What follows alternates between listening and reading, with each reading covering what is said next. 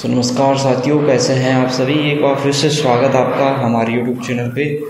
तो एक उत्तराखंड सरकारी भर्ती को लेकर, गवर्नमेंट जॉब्स को लेकर यहाँ पे आप सभी के लिए एक बहुत बड़ी जो है अच्छी खबर, खुशखबरी जो है निकल के आ रही है। तो तमाम जो है उत्तराखंड की जितने भी विभागों में जो कार्यरत कर्मचारी है, संविदा कर्मचारी है, आउटसोर्स के माध्यम से जो कार्यरत कर्मचारी, उनके लिए ये बड़ी अपडेट निकल के जो आ रही है। जल्दी से इस अपडेट को हम देख लेते हैं।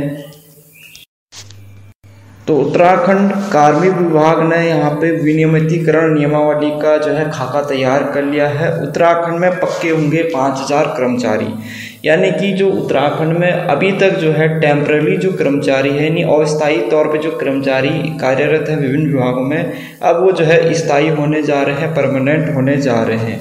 राज्य सरकार 5000 से ज़्यादा अस्थायी कर्मचारियों को पक्की नौकरी देने की दिशा में बड़ा कदम उठाने जा रही है। कार्मिक विभाग ने विनियमितीकरण नियमावली का नया मसौदा तैयार कर लिया है। इसे अब कैबिनेट की मंजूरी के लिए जल्द पेश किया जाएगा। सूत्रों के अनुसार हाईकोर्ट के आदेशों के बाद तैयार की गई इस नियमावली में सेवा अवधि की शर्त को फिर से 10 वर्ष किया जा रहा है। केवल कट ऑफ डेट को लेकर असमंजस है, इस पर कैबिनेट के स्तर पर निर्णय लिया जाएगा। कार्मिक विभाग ने लंबी कसरत के बाद इसका खाका तैयार कर लिया।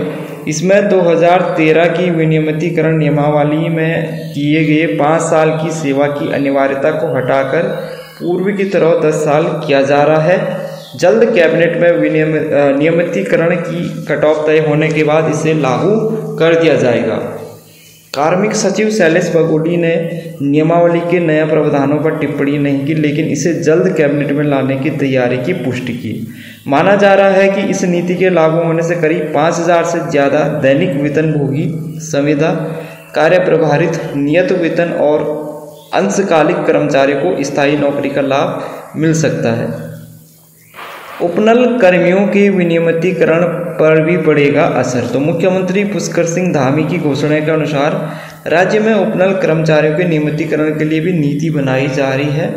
प्रमुख सचिव मुख्यमंत्री R.K. सुधांशु की अध्यक्षता में एक उच्च स्तरीय समिति नीति का खाका तैयार कर रही है। सूत्रों के अनुसार समिति नीति बनाने के लिए उपनल कार्मिकों का ब्यौरा जुटाने के साथ साथ कार्मिक विभाग की विनियमितीकरण नियमावली के भी पारित होने का इंतजार कर रही है।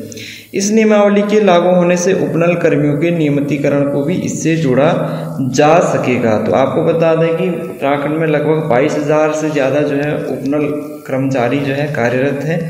इसके अलावा जो है यहाँ पे दैनिक वेतनभोगी कर्मचारी है, संविदा कर्मचारी है, कार्य प्रभारित कर्मचारी है, नियत वेतन के तौर पर काम करने वाले कर्मचारी और अंशकालिक कर्मचारी हैं। तो मामला देख लेते हैं। 10 साल किया जा रहा है नई नियमावली में सेवा की अवधि की शर्त को एक बार फिर से। देखो क्या हुआ था, अस्थायी कर्मचारियों को विनियमित करने के लिए पहले नियमावली वर्ष 2011 में बनाई थी, ठीक है। इसमें 10 साल की सेवा की बाध्यता का प्रावधान था, लेकिन वर्ष 2013 में क्या कर दिया था, इस अवधि को घटाकर 5 साल कर दिया गया। वर्ष 2018 में हाईकोर्ट ने इस पर रोक लगा दी। बीते साल 22 फरवरी 2024 को हाईकोर्ट ने 10 साल की सेवा कर चुके जो कार्मिक थे उनको पक्का करने के निर्देश देते हुए वर्ष 2013 की नियमावली पर रोक हटा दी थी। हाईकोर्ट के 10 साल की सेवा नियमावली का आधार रखने की वजह से सरकार वर्ष 2013 की विनियमितीकरण नियमावली को ही दोबारा तैयार कर रही है। इस नियमावली के लागू होने से करीब 5000 कार्मिकों को लाभ मिल सकता है। कैबिनेट यहाँ पे कट ऑफ तय करेगी। कैबिनेट के स्तर पर विनियमितीकरण के लिए कट ऑफ तारीख तय की जानी है। मालूम हो कि हाईकोर्ट की सख्त रुख के बाद पूर्व में कैबिनेट ने नीति पर प्रमुख समिति दी थी, तो वर्तमान में प्रस्तावित है 10 साल के मानक के अनुसार दिसंबर 2018 से 10 साल पहले नियुक्त दैनिक वेतन, कार्य प्रभारित, संविदा, नियत वेतन, अंशकालिक और तदर्थ रूप से नियुक्त कार्मिकों को लिया जाना है। इससे वर्ष 2008 इसकी कट ऑफ हो जाएगी। सूत्रों के अनुसार सरकार ज़्यादा से ज़्यादा कार्मिकों को विनियमितीकरण का लाभ देना चाहती है, इसलिए इस कट ऑफ में कुछ संशोधन किया जा सकता है। तो ये बड़ी अपडेट निकल के आ रही है। उत्तराखंड में जो अस्थायी कर्मचारी हैं, चाहे वो पीआरडी के माध्यम से हैं, दैनिक वेतनभोगी हैं, संविदा कर्मचारी हैं या नियत वेतन वाले हैं या अंशकालिक कर्मचारी हैं, इन सभी को अब जो है सरकार जो है विनियमितीकरण कर दिया और विनियमितीकरण के बाद इनको नियमित कर दिया जाएगा, यानी इनके अस्थायी से इनको स्थायी कर दिया जाएगा। जिससे कि जो है क्या होगा कि